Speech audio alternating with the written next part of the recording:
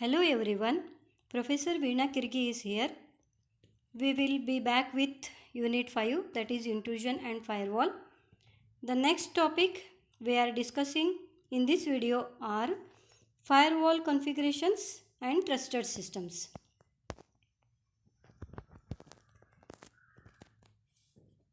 In the last video we have learnt about firewall characteristics, architecture and types. Today we will learn the configurations. Before learning the configuration, we have to know about Bastion host. Bastion host is a special purpose computer on a network specially designed and configured to withstand attacks. It is basically a single computer with high security configuration which has the following characteristics. Traffic from the internet can only reach the Bastion host. They cannot reach the internal network. Second one is traffic having the IP addresses of the Bastion host can only go to the internet. No traffic from the internal network can go to the internet.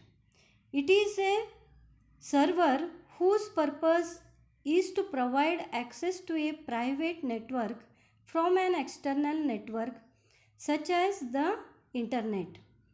It minimizes the chances of penetration. The Bastion host serves as a platform for an application level or circuit level gateway. In addition to the use of simple configuration of a single system, that is single packet filtering and single gateway that we have learnt in the last video. With that single system, more complex configurations can be designed by using Bastion host.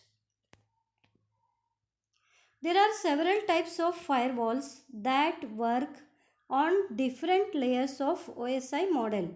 Depending on the kind of service and security, one has to choose the right type of firewall. Following are the three different types of firewalls. First one is screened host firewall system with single homed Bastion host. Second one is screened host firewall system with dual homed Bastion host. Third one is screened subnet firewall system. First one is screened host firewall system with single homed Bastion host. This type of configuration can have a web server placed in between the router and the Bastion host in order to allow the public to access the server from the internet.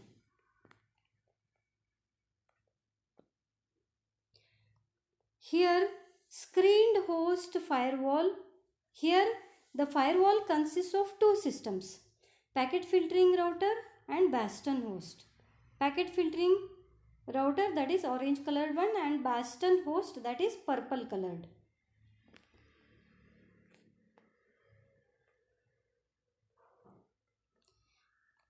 Only packets from and to the Bastion host are allowed to pass through the router.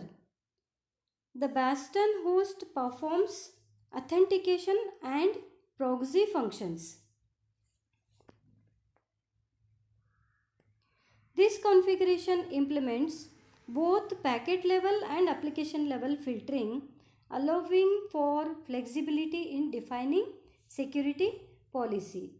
An intruder must generally penetrate two separate systems.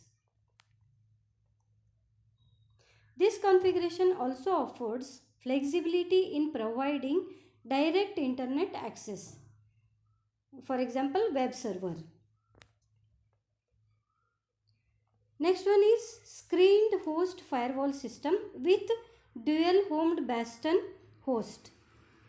The main problem with the single homed Bastion host is that if the packet filter route gets compromised, then the entire network will be compromised. To eliminate this drawback, we can use the dual homed Bastion host firewall system. Here the Bastion host has two network cards. One is used for internal connection and the second one is used for connection with the router that you are seeing in the picture.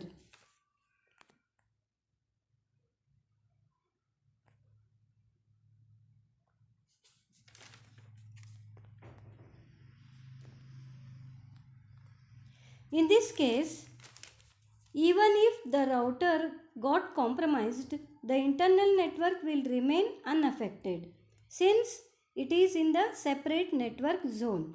So, the packet filtering router is not completely compromised. The traffic between the internet and other hosts on the private network has to flow through the Bastion host. Next, third one is screened subnet firewall system. It is a model that includes three important components to define three separate subnets for security. This type of setup is often used by enterprise systems that need additional protection from outside attacks. So this is most secure configuration of the three configurations that we are learning. Two packet filtering routers are used here. Next, creation of an isolated subnetwork. Three subnetworks are created. Advantages of this is three levels of defense to keep away intruders. Outside router advertises only the existence of the screened subnet to the internet. That means internal network is invisible to the internet. Next advantage is the inside router advertises only the existence of the screened subnet to the internal network. That is, the systems on the inside network cannot construct direct routes to the internet.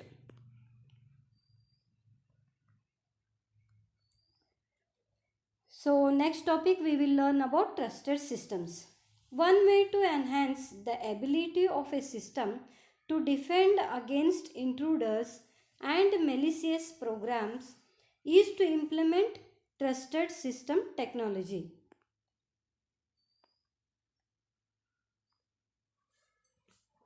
The trusted system is level-based security system where protection is provided and handled according to the different levels.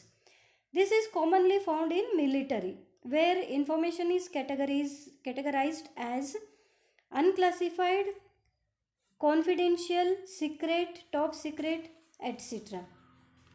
Like this, information can be organized into categories and users can be granted clearances to access certain categories of data.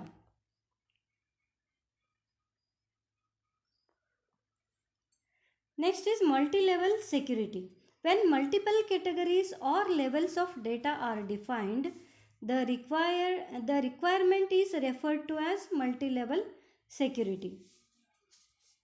A multi-level secure system must enforce the following two services. First one is no read up, second one no write down.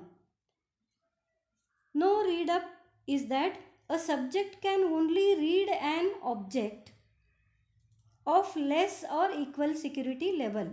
This is referred to as the simple security property also.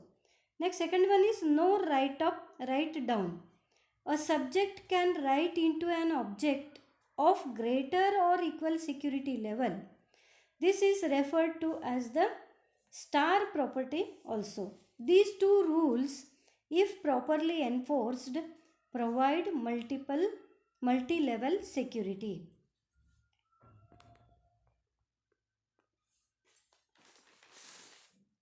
Next point is reference concept model.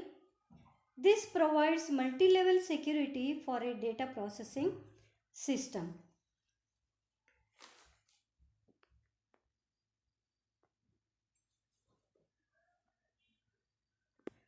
See here, the reference monitor is a controlling element in the hardware and operating system of a computer that regulates the access of subjects to objects. Subjects are on the left side and objects are on the right side. It regulates the access of subjects to objects on the basis of security parameters of the subject and object. Security parameters at the bottom. The reference monitor, which is in the middle, the reference monitor has access to a file known as security kernel database that lists the access privilege of each subject and the protection attributes of each object. The reference monitor enforces the security rules.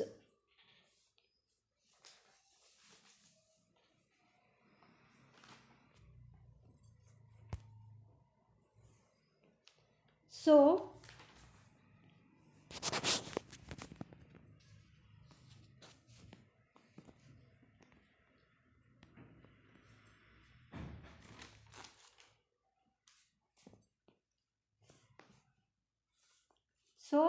controlling element in the hardware and operating system of a computer that regulates the access of subjects to objects on basis of security parameters that we have seen in the last figure.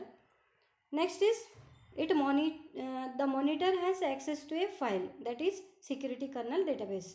Next, monitor enforces the security rules. Security rules are no read up and no write down.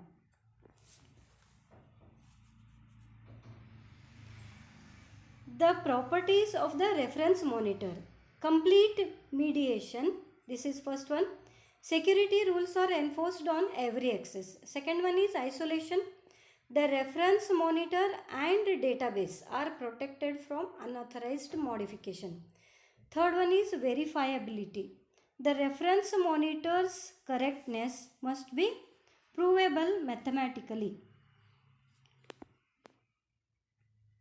A system that can provide such verifications is referred to as a trusted system. Next point is access control security service. Access control is the ability to limit and control the access to the host systems. It prevents unauthorized use of a resource. The service used to prevent unauthorized use of a resource is, that is, complete control over who can access to services, under what conditions access can occur, and what are different accessing methodology.